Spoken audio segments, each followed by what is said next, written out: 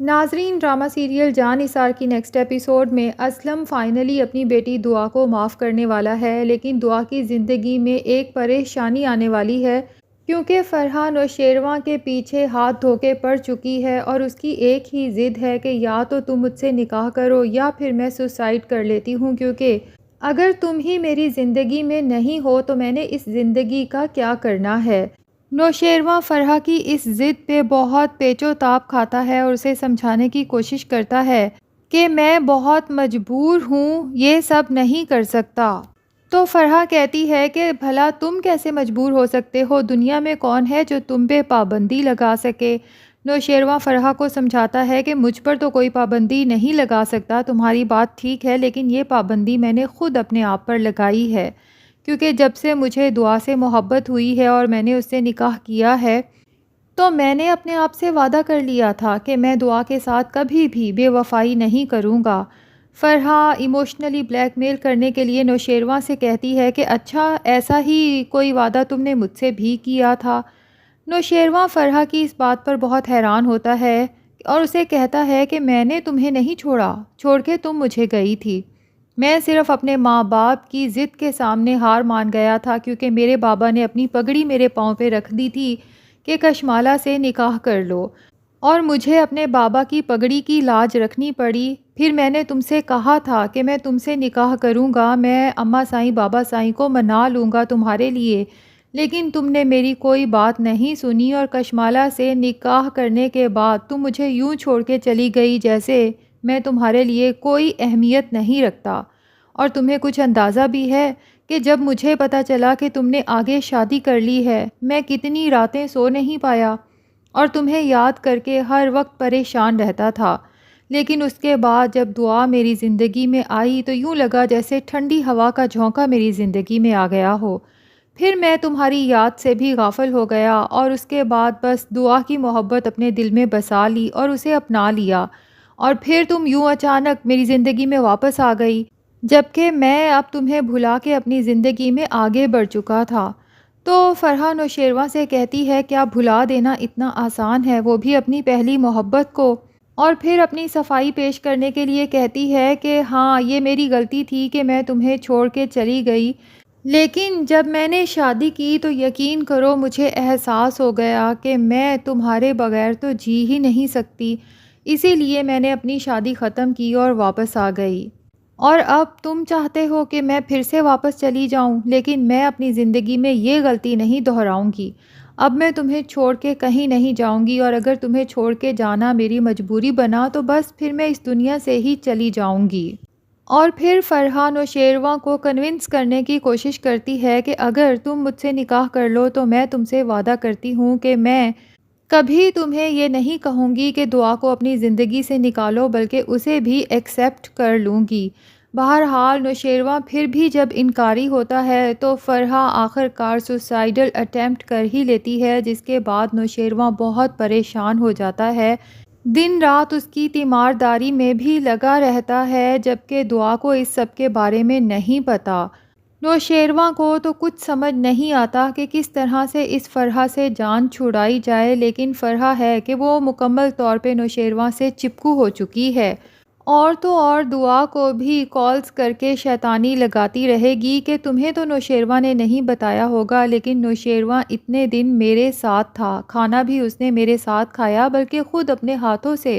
مجھے کھانا کھلایا کیونکہ میری طبیعت خراب تھی۔ دعا جب نوشیروان سے پوچھتی ہے کہ آپ کہاں تھے تو نوشیروان چپ ہو جاتا ہے، کوئی بھی جواب نہیں دیتا، اور جب دعا جعفر سے پوچھتی ہے تو چونکہ جعفر کو بھی نوشیروان سختی سے منع کر دیتا ہے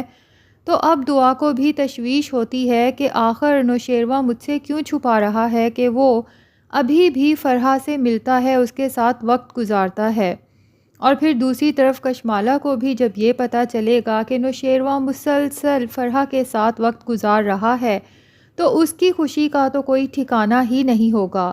یہی فرحہ تھی جس کا نام سن کے کشمالہ کا دل جل جاتا تھا، لیکن اب یہی فرحہ ہے جس کا نام سن کے کشمالہ کے دل کو ٹھنڈ پڑ جاتی ہے، کیونکہ فرحہ اور کشمالہ دونوں کا موٹیو ایک ہی ہے، دعا کو نوشیروان کی زندگی سے نکالنا اور خود نوشیروان کی زندگی میں گھسنا۔ دوسری طرف فراز ان کوششوں میں ہے کہ ایک دفعہ پتہ چل جائے کہ ہمارے باس نوشیروان غزنوی کی کمزوری اس کی بیوی آخر ہے کون، اور پھر اس نے کوئی ایسا شیطانی منصوبہ بنا رکھا ہے کہ وہ نوشیروان کی بیوی تک پہنچے گا، اور پھر کوئی ایسا کھیل کھیلے گا کہ نوشیروان کی نظروں میں آ جائے گا، اس کے بہت قریب ہو جائے گا، اور اس طرح سے اس کا خیال ہے کہ وہ بہت جلد بہت امیر بھی ہو جائے گا۔ لیکن ناظرین، ڈرامے میں اصل ٹوئسٹ تو تب آئے گا جب فراز کو یہ پتہ چلے گا کہ نوشیروان کی کمزوری اس کی بیوی کوئی اور نہیں بلکہ فراز کی ایکس گرل فرینڈ دعا ہے۔ تو اس کے بعد وہ منصوبہ چینج کرے گا، دعا کو بلیک میل کرے گا اور بلیک میلنگ سے امیر ہونے کی کوشش کرے گا۔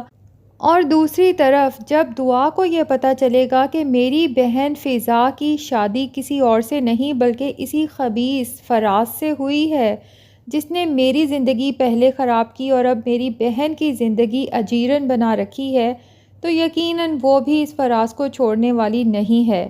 یقیناً فراز کو جیل کی سلاخوں کے پیچھے یہی دعا پہنچائے گی تاکہ مزید کبھی کسی لڑکی کی زندگی خراب نہ کر سکے۔ اور نیکسٹ ایپیسوڈ میں جو سب سے انٹرسٹنگ بات ہونے والی ہے وہ یہ کہ اسلم جو اپنی بیٹی دعا سے سخت متنفر ہے، لیکن اتفاق سے اسلم جب کسی کے ساتھ جھگڑا کر رہا ہوگا جبکہ سامنے والا آدمی اسلم سے اپنی ادھار کی رقم کی واپسی کی ڈیمانڈ کر رہا ہوگا، تو دعا کا وہاں سے گزر ہوگا جب وہ دیکھے گی کہ میرا باپ کسی کے ساتھ جھگڑا کر رہا ہے تو فوراً اپنے باڈی گارڈ سے اور ڈرائیور سے کہے گی کہ گاڑی اس طرف لے چلو، اور وہاں جب اسلم پر چیختے ہوئے آدمی سے پوچھے گی کہ وہ اسلم کے ساتھ اس طرح کا برتاؤ کیوں کر رہا ہے،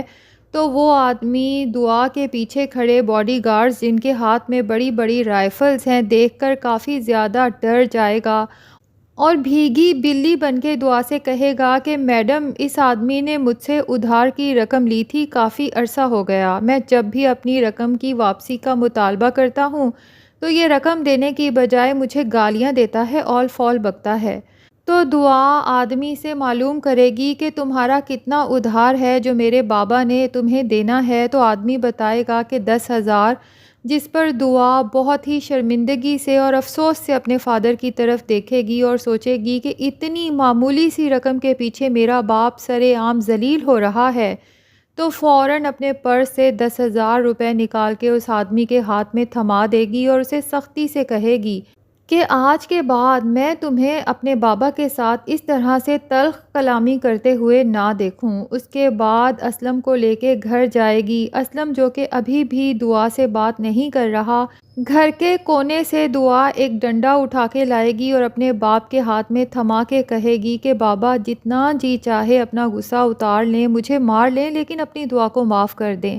کیونکہ ٹھیک ہے میں نے یہ غلطی تو ضرور کی کہ گھر کی دہلیز پار کی، لیکن آپ کی دعا پاک دامن ہے، میں نے کوئی گناہ نہیں کیا۔ اور پھر رو رو کے اسلم کے گلے لگنے کی کوشش کرے گی۔ اسلم بھی جب اپنی بیٹی کو اس طرح سے زاروں قطار روتے ہوئے دیکھے گا تو بالآخر اس کا دل بھی پسیج جائے گا اور اپنی بیٹی کو گلے لگا لے گا۔ اب دعا جب یہ خوشخبری گھر جا کے نوشیروان کو بتائے گی تو نوشیروان دعا کو خوش دیکھ کر خوش تو بہت ہوگا، لیکن اس کے دماغ میں مسلسل فرحہ کی باتیں چلتی رہیں گی۔ دعا بھی اس بات کو محسوس کرے گی کہ نوشیروان فزیکلی تو اس وقت میرے سامنے بیٹھا ہے لیکن مینٹلی کہیں اور ہی ہے۔ تو ناظرین، اب دیکھنا یہ ہے کہ کیا نوشیروان فرحہ کی ایموشنل بلیک میلنگ سے بالآخر تنگ آ کے اور ہار مان کے اس سے نکاح کرنے کو تیار ہو جائے گا، یا پھر وہ دعا کے ساتھ سچ میں کبھی بے وفائی نہیں کرے گا اور فرحہ اور کشمالہ کے نوشیروان کی زندگی سے دعا کو نکالنے کے تمام تر منصوبے دھرے کے دھرے رہ جائیں گے۔ آپ کا اس کے بارے میں کیا خیال ہے؟ کمنٹ سیکشن میں اپنی رائے کا اظہار ضرور کریں، اور اگر ہمارے چینل پہ نئے ہیں تو پلیز چینل کو بھی سبسکرائب کر لیں۔